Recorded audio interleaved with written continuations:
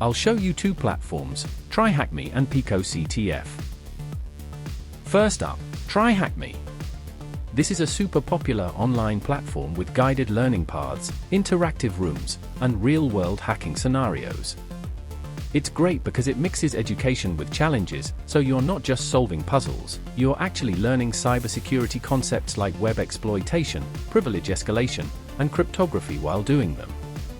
The only downside, most of the best content is behind a subscription. However, once you begin to get into this subject, it is well worth paying out. Now, if you're just starting out and want something completely free, PicoCTF is a fantastic choice. It was created by cybersecurity experts at Carnegie Mellon University and is designed for beginners.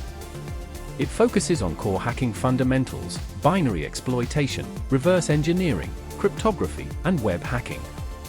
They are all broken down into puzzles and challenges that gradually get harder. And the best part? It's completely free to use. It even has a built-in Linux VM that you can log into at any time and carry out CTF challenges at any time. These challenges are all guided to help you understand on your journey.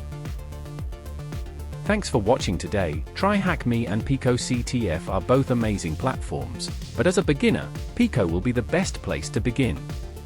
If you liked the video, like, share and subscribe.